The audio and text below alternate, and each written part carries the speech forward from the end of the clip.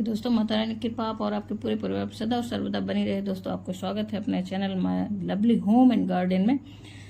दोस्तों सावन का पहला सोमवार का प्रारंभ 10 जुलाई से हो रहा है और इस दिन अष्टमी तिथि के साथ रेवती नक्षत्र भी है। इस दिन भगवान भोलेनाथ के साथ माता पार्वती का भी दिन है दोस्तों। तो यह दिन बहुत ही शुभ फलदायी हो जा रहा है, बहुत ही पुण्यकारी हो जा रहा है। इस दिन कोई भी व्रत उपाय अगर किया जाए तो वह कई गुना हमें लाभ देने वाला है, क्योंकि ऐसे ही सोमवार जो होता है, सावन का सोमवार, वह सारी मनोकामनाओं को पूर्ण करता है। चाहे वो नौकरी की समस्या हो, शादी की समस्या हो, पढ़ाई की समस्या हो या फिर संतान प्राप्ति की बात हो, किसी भी प्रकार की दिक्कत परेशानी है तो उससे छुटकारा पाने के लिए सावन का सोमवार या 16 सोमवार अति उत्तम होता है दोस्तों। इसी प्रकार से कर्ज की स्थिति हो, घर में कलह हो ज्यादा, यदि सावन के सोमवार का व्रत रखते हैं तो या फिर 16 सोमवार का व्रत रखते हैं तो ऐसी स्थिति में सारी समस्याएं आपके जीवन की धीरे धीरे परेशानियां समाप्त हो जाती हैं। या घर में कोई बहुत ज्यादा बीमार रह रहा हो या फिर आप स्वयं ही बीमार रह रहे हो, तो कोई भी समस्या हो जीवन का, इस व्रत से सब ठीक हो जाता है दोस्तों। क्योंकि सावन मास भगवान भोलेनाथ और माता पार्वती को अत्यंत प्रिय है और 16 सोमवार जो होता है या फिर सोम प्रदोष या शिव चतुर्दशी या अन्य कोई भी शिव से संबंधित व्रत जो होते हैं वो भगवान भोलेनाथ को अति प्रिय होते हैं। तो इसलिए अगर इन सब व्रतों को आप रखते हैं या इन सब व्रतों की तिथियों में आप पूजा पाठ करते हैं भगवान भोलेनाथ की, इससे आपकी सभी समस्याएं और परेशानियां शीघ्र अतिशीघ्र समाप्त हो जाती हैं जीवन से और सारे मनोकामना धीरे धीरे करके सब पूर्ण हो जाती हैं। तो दोस्तों सावन का सोमवार है और अष्टमी तिथि है। सोमवार के स्वामी जो होते हैं भगवान चंद्रदेव होते हैं और चंद्रमा के अधिष्ठाता देवता जो है भगवान शंकर जी हैं और इसी दिन अष्टमी तिथि है। अष्टमी तिथि के जो स्वामी हैं स्वयं रुद्र होते हैं और रुद्र का अर्थ होता है सदाशिव भोले बाबा, मतलब कि रुद्र भी जो रुद्र स्वरूप है वो भोले बाबा का ही है। इस बार 10 जुलाई को जो सावन का सोमवार और अष्टमी तिथि का महासंयोग हो रहा है, ऐसा बहुत ही कम होता है दोस्तों, ऐसा बहुत ही बिरले मिलता है। इसलिए इस दिन के किए हुए पूजा और उपाय शीघ्र फल देंगे। लेकिन जब कोई भी पूजा जब तब करते हैं तो कुछ नियमों का पालन करना अति आवश्यक हो जाता है। अगर उन नियमों का पालन करते हैं और श्रद्धा से ये सब चीजें करते हैं, पूजा पाठ करते हैं, तो उसका फल कई गुना हो जाता है दोस्तों। उसके लिए हमें, जैसे कि कल सावन का सोमवार का शुरुआत हो रहा है और अष्टमी तिथि के साथ पड़ रहा है, तो उसके लिए आपको आज के दिन 9 जुलाई से ही कुछ नियमों का पालन करना होगा और इस दिन से ही आप शुद्धता का ध्यान रखें, शुद्ध और सात्विक भोजन ग्रहण करें। फिर साथ ही आप बिना लहसुन प्याज के भोजन ग्रहण करें, मांस मंद्रिया का सेवन न करें, मसूर की दाल, उसके साथ ही साग जो होते हैं वो, कटहल की सब्जी आदि का सेवन न करें। बाल भी आज के दिन न धुलें, मतलब कि जो सोमवार के व्रत हैं उस दिन न धुलें और उसके लिए बाल आज ही आप धुल सकते हैं। आज ब्रह्मचर्य का पालन करें दोस्तों, बाल धुलें, क्योंकि व्रत में, किसी भी व्रत में जो होता है साबुन शैम्पू की मनाही रहती है। पता नहीं किन केमिकल और किन चीज़ों को मिला के साबुन शैम्पू बनते हैं दोस्तों, इसलिए व्रत वाले दिन आप साबुन शैम्पू का इस्तेमाल न करें। फिर उसके बाद दोस्तों आप व्रत वाले दिन ब्रह्म मुहूर्त में उठकर नित्य क्रिया से निवृत्त होने के बाद भगवान भोलेनाथ का ध्यान करते हुए गंगा जल मिश्रित जल से स्नान आदि करके अपने साफ सुथरे धुले स्वच्छ वस्त्र को धारण करें और भगवान के प्रिय रंग के वस्त्रों का ध्यान रखें। तो दोस्तों इसमें आपको ध्यान रखना है कुछ बातों का। फिर उसके बाद आप आए अपने पूजा स्थल पे और सूर्य देव को अर्घ देने के बाद अपने पूजा घर में संकल्प धारण करके भगवान भोलेनाथ की विधि विधान से पूजा अर्चना करें। तो इसके लिए दोस्तों आप जिस तरह से पहले की वीडियो में हमने बताया उस तरह से आप विधि विधान से पूजन अर्चन कर सकते हैं और संकल्प धारण कर सकते हैं, क्योंकि बिना संकल्प के कोई भी पूजा फलदायी नहीं होता है, मान्य नहीं होता है। या फिर दोस्तों एक लाइन की, एक पंक्ति की जो संकल्प की विधि है उसे मैं बोल रही हूँ, उस तरह से भी आप संकल्प धारण कर सकते हैं। बोलें, मम क्षेम स्थैर्य विजय आरोग्य ऐश्वर्य अभिविध्यर्थम सावन सोमवार व्रत करवाहम करिष्यते। इस प्रकार से भी आप संकल्प धारण कर सकते हैं या फिर साधारण तरीके से जिस तरह से हम लोग बताते हैं उस तरह से भी आप कर सकते हैं। उत्तम होगा कि अगर इन उच्चारणों में दिक्कत हो तो आप साधारण तरीके से संकल्प धारण करके पूजा अर्चन करें भगवान का, और इस संकल्प को आप भगवान के चरणों में अर्पित करें। क्षमा याचना करते हुए भगवान से निवेदन करें कि भगवान, मैं इस अपने जो भी मनोकामना हो उसे बोलते हुए कहें कि इस मनोकामनार्थ या फिर आपके प्रीति के लिए, अगर कोई मनोकामना नहीं है तो आपके प्रीति के लिए मैं ये व्रत धारण कर रहा हूँ, और संकल्प को भगवान के चरणों में छोड़ें और भगवान से प्रार्थना करें कि आप निर्विघ्न इस व्रत को मेरे पूर्ण कराएं। फिर दोस्तों आज हम लोग विधि विधान से जो पूजन की बात है वो तो करेंगे अंत में, कि क्या खाएं क्या न खाएं, कौन से रंग का वस्त्र धारण करें, लेकिन साथ ही हम लोग कुछ उपायों को भी वीडियो के अंत में जानेंगे। उसके साथ ही हम लोग जानेंगे कि भगवान का स्नान या अभिषेक किस प्रकार से विधि विधान से करें। आज की वीडियो में खास हम लोग जानेंगे कि भगवान का अभिषेक किस प्रकार से करें कि भगवान अति शीघ्र प्रसन्न हो और आपकी हर मनोकामना को शीघ्र अति शीघ्र पूर्ण करें। दोस्तों वीडियो की जानकारी बहुत ही महत्वपूर्ण होने वाली है, तो उम्मीद करते हैं कि आप पूरी जानकारी लेंगे और उन उपायों को अपनी जिंदगी में उतार कर भगवान का आशीर्वाद प्राप्त करेंगे। और इस वीडियो की कोई भी जानकारी आपको अच्छी लगे तो लाइक तो अवश्य करें और अपने फ्रेंड्स और फैमिली में ज़्यादा से ज़्यादा शेयर भी करें। फिर उसके बाद दोस्तों आप मेरे चैनल पर नए हैं तो मेरे चैनल को सब्सक्राइब करें, बेल नोटिफिकेशन अवश्य ही दबाएं ताकि आने वाली वीडियो आपको समय से प्राप्त हो सके। दोस्तों आपका कोई भी प्रश्न या सुझाव हो तो आप कमेंट बॉक्स में अवश्य ही लिख सकते हैं और माता रानी के नाम का जयकारा कमेंट बॉक्स में अवश्य ही लगाएं दोस्तों। तो दोस्तों अब हम जानते हैं कि आज किस रंग के वस्त्र को हमें करना चाहिए।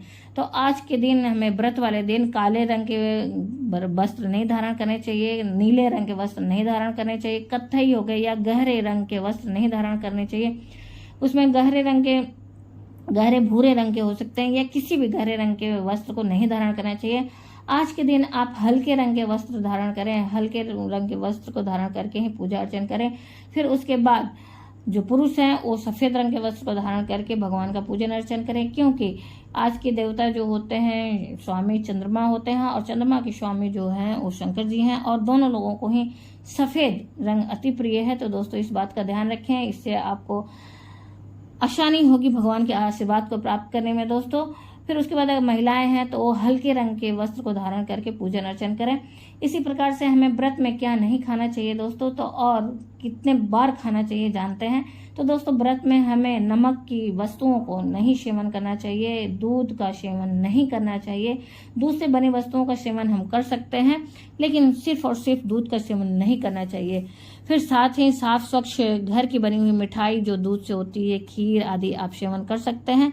फिर दिन जो शुगर के मरीज हैं तो वो अगर उन्हें दिक्कत है, परेशानी है, तो वो बहुत ही विषम परिस्थिति में ही सेंधा नमक का इस्तेमाल करें। नहीं तो जो भी साप्ताहिक व्रत होते हैं या फिर कभी कभी जो व्रत आते हैं उसमें हमेशा ही नमक की मनाही होती है दोस्तों। नमक नहीं ग्रहण करना चाहिए, चाहे सेंधा नमक हो चाहे कोई भी नमक हो। तो इस बात का ध्यान रखें। संभव हो तो जो शुगर के मरीज हैं या जो मरीज हैं जिन्हें मजबूरी है वो फलाहार करके भी व्रत रख सकते हैं दोस्तों। इस प्रकार से एक दिन वो बचा सके तो बचाएं। फिर उसके बाद दोस्तों अगर जो मरीज हैं उन्हें दवा खानी है तो वो 3 वक्त दवा खाने का उनका जो रूटीन है उस हिसाब से फलाहार करके अपने दवा को ग्रहण कर सकते हैं सुबह की पूजा के बाद। लेकिन जो स्वस्थ हैं वह कोशिश करें कम से कम खाएं, दिन भर में ज़्यादा कई बार मुंह न चलाएं। अगर उनको भी अगर दिक्कत है तो वो 3 बार, जैसे कि सुबह में पूजा के बाद ले लें, दोपहर में ले लें और संध्याकालीन पूजा प्रदोष काल के पूजा के बाद वो फलाहार अगर ग्रहण करके व्रत करते हैं तो फलाहार ग्रहण करें।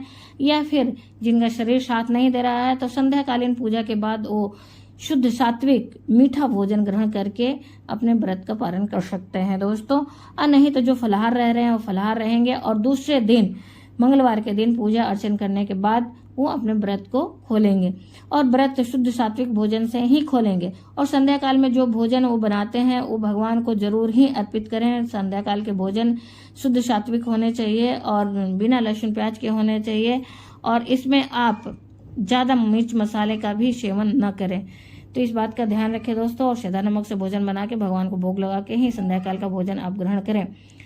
तो जानते हैं कि समय क्या है। सुबह का सूर्योदय कालीन का जो समय है 5:47 से है, तो कल सुबह 5:47 के बाद से ही आप भगवान के पूजन अर्चन का समय आपको प्राप्त हो रहा है, उसके बाद से ही आप पूजन अर्चन कर सकते हैं। आज के दिन दोस्तों हमें क्या और नहीं करना चाहिए, तो आज के दिन हमें दोपहर में दिन में नहीं सोना चाहिए, क्रोध नहीं करना चाहिए, अनिति कर्म नहीं करना चाहिए, पाप कर्म नहीं करना चाहिए, किसी से लड़ाई झगड़ा नहीं करना चाहिए। शुद्धता का और पवित्रता का साथ पूरा दिन भगवान भोलेनाथ का मंत्रों का जाप करें और उनसे क्षमा याचना करते रहें दोस्तों। इस प्रकार से सारे दिन का व्रत धारण करें। इस प्रकार दोस्तों अगर आपके द्वार पे कोई याचक या मांगने वाला आता है तो उसे जरूर ही अपने सामर्थ्य के अनुसार कुछ न कुछ दें, ऐसे खाली हाथ न उसे वापस करें। और इसी प्रकार से अगर गौ माता आपके द्वार पे आती है या कुत्ता भी आता है तो उसे कुछ न कुछ अवश्य खिलाएं। और यदि आप व्रत और पूजा करते हैं तो शिव महापुराण के अनुसार शिवलिंग की ही पूजा की जाती है, शिवलिंग का ही पूजा करने का विधान है। उसमें मूर्ति पूजा से मतलब शंकर जी का जो तस्वीर या मूर्ति पूजा का विधान नहीं है दोस्तों। तो शिवलिंग की पूजा के लिए अगर घर में आपके है तो अति उत्तम है, नहीं है तो आप पार्थिव शिवलिंग बना के पूजा कर सकते हैं, मिट्टी की शिवलिंग को बना के पूजा कर सकते हैं।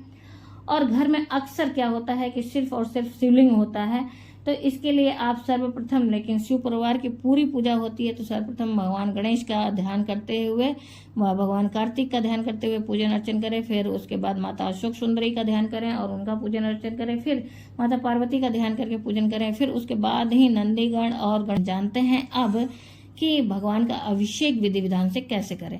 तो दोस्तों सर्वप्रथम 4 बार भगवान को शुद्ध जल से स्नान कराएं। स्नान कराने के बाद उसके बाद शुद्ध जो गाय का दूध होता है, कच्चा दूध, उसको अर्पित करें। फिर शुद्ध जल से स्नान कराएं। फिर उसके बाद फिर दही से स्नान कराएं। दही से स्नान कराने के बाद फिर शुद्ध जल चढ़ाएं। और फिर उसके बाद आप भगवान पे घी, गाय का शुद्ध देशी घी से भगवान को स्नान कराएं। फिर उसके बाद फिर शुद्ध जल से स्नान कराएं। फिर उसके बाद आप भगवान को शहद से स्नान कराएं। फिर उसके बाद आप शुद्ध जल से फिर स्नान कराएं। फिर उसके बाद आप शक्कर भगवान को स्नान कराएं शक्कर से। फिर उसके बाद फिर शुद्ध जल से स्नान कराएं। पंचामृत से स्नान कराएं। फिर उसके बाद जल चढ़ाएं और चंदन मिश्रित जल से स्नान कराएं। फिर उसके बाद फिर शुद्ध जल से स्नान कराएं। फिर इत्र मिश्रित जल से स्नान कराएं और फिर शुद्ध जल से स्नान कराएं। फिर भस्म जल मिश्रित जल से स्नान कराएं और शुद्ध जल से फिर स्नान कराएं दोस्तों। फिर भांग को जल में डालकर उससे स्नान कराएं और फिर शुद्ध जल से स्नान कराएं भगवान को। फिर उसके बाद दोस्तों गंगा जल से स्नान कराएं, पवित्र नदियों के जल से स्नान कराएं और फिर अच्छे से एक शुद्ध साफ या फिर कहा जाए कि नए रुमाल से भगवान को पोंछ कर सुखा लें। अच्छे से स्नान आदि कराने के बाद भगवान को सुखा लें। सुखाने के बाद ही भगवान का श्रृंगार करें। सर्वप्रथम वस्त्र रूपी कलावा को अर्पित करें। फिर चंदन अष्टगंध से भगवान को त्रिपुंड बनाएं और उनका श्रृंगार करें दोस्तों। फिर पानी में भगवान को भीगे हुए साबुत चावल अक्षत रूप में चढ़ाएं। सूखे हुए चावल कभी नहीं चढ़ाने चाहिए दोस्तों।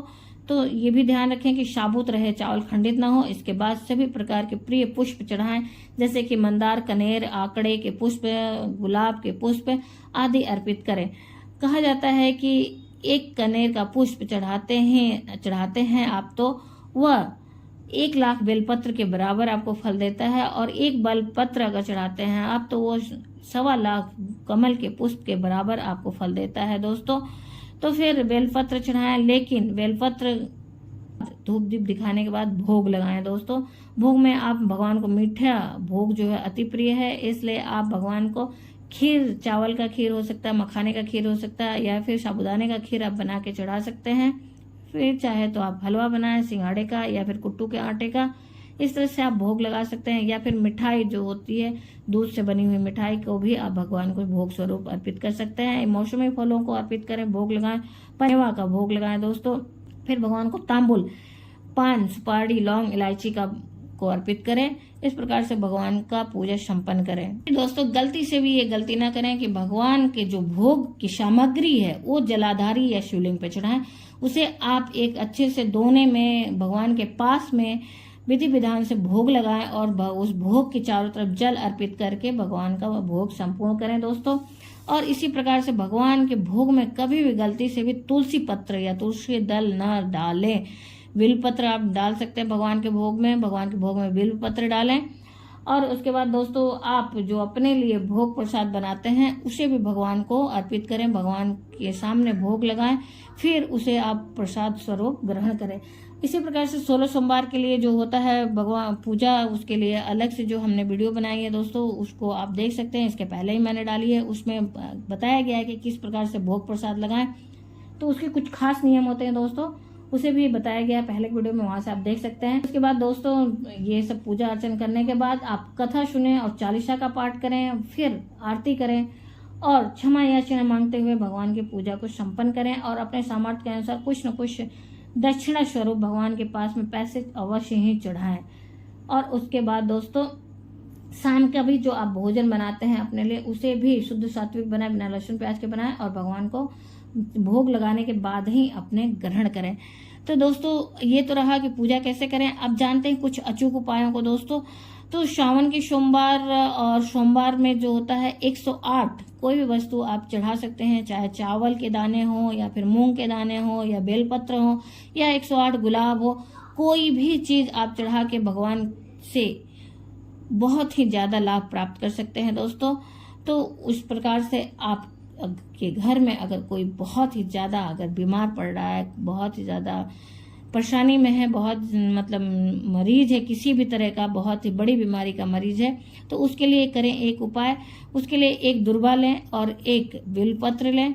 तो भगवान नंदीश्वर का नाम लेते हुए शिवलिंग पे पहले दुर्वा अर्पित करें, फिर उसके बाद उसके ऊपर बेलपत्र अर्पित करें और उस पर से आप जल अर्पित करें और उस जल को लाकर उस मरीज को, उस बीमार से ग्रसित रोगी को थोड़ा थोड़ा पिलाएं और नंदीश्वर भगवान का नाम लेते हुए जल अर्पित करें, नंदीश्वर भगवान का नाम लेते हुए जल पिलाएं। इससे आप देखेंगे कि धीरे धीरे उस बड़ी से बड़ी बीमारी भी ठीक होने लगती है दोस्तों। इसी प्रकार दोस्तों आप अपनी मनोकामना के लिए एक बेलपत्र पे चंदन लगाकर अशोक सुंदरी वाली जगह पे रखकर, ध्यान रहे कि उस पत्ती का जो है मुख भगवान की तरफ हो, डंडी जो होती है बाहर की तरफ होना चाहिए और उल्टा रखा जाता है, मतलब सीधा नहीं, कोमल जो होता है वो नीचे की तरफ जलाधारी पे रखा जाएगा, अशोक सुंदरी वाली जगह पे रखा जाएगा और रखकर उस पर अपना हाथ रखकर अपनी मनोकामना को 3 बार बोलें भगवान भोलेनाथ को ध्यान में करते हुए। और इस प्रकार से आपकी जो मनोकामना होगी शीघ्र अतिशीघ्र पूर्ण होगी दोस्तों। तो दोस्तों ये तो रहे कुछ उपाय। कोई भी चीज आप 108 की संख्या में चढ़ा सकते हैं। फिर उसके बाद दोस्तों माता के जो श्रृंगार की सामग्री है, कल बहुत ही खास दिन है, बहुत ही विशेष दिन है, माता का दिन है। आप जो सावन में श्रृंगार की सामग्री चढ़ाने की बात हो रही थी कि किस दिन चढ़ाए, तो कल के दिन आप चढ़ा सकते हैं दोस्तों। और साथ ही 2 हरी चूड़ियां आप जरूर से शमी वृक्ष में बांध दें, हरे धागे से या फिर हरे जो कहा जाता है रिबन से बांध दें और उसका फल देखें, अपनी मनोकामना बोलें वहां पे बांधकर। इस प्रकार से आप देखेंगे कि बहुत ही शीघ्र और शीघ्र माता आपकी मनोकामना पूर्ण करती हैं, क्योंकि इन वृक्षों में माता का और भोले भगवान का वास होता है। बेलपत्र हो गया, बेलपत्र के वृक्ष हो गए, बेल के वृक्ष हो गए या फिर शमी के वृक्ष हो गए या पीपल के वृक्ष हो गए, इन सब में साक्षात भगवान का वास होता है दोस्तों। तो ये तो रहे कुछ उपाय। आशा करते हैं इस वीडियो की जानकारी आपको अच्छी लगी होगी। अगर जानकारी आपको अच्छी लगी तो आप लाइक तो अवश्य करें और अपने फ्रेंड्स और फैमिली में ज्यादा से ज्यादा शेयर भी करें दोस्तों। आप मेरे चैनल पर नए हैं तो मेरे चैनल को सब्सक्राइब करें, बेल नोटिफिकेशन अवश्य दबाएं ताकि आने वाली जानकारी आपको समय से प्राप्त हो सके दोस्तों। फिर मिलते हैं एक नई जानकारी के साथ नए वीडियो में। और कोई भी सुझाव हो या कोई प्रश्न हो तो अवश्य कमेंट बॉक्स में लिखें। माता रानी के नाम का जयकारा कमेंट बॉक्स में अवश्य लिखें। जय माता की, माता रानी की कृपा आप और आपके पूरे परिवार पर सदा और सर्वदा बनी रहे दोस्तों। धन्यवाद दोस्तों। फिर मिलते हैं एक नई जानकारी के साथ नए वीडियो में।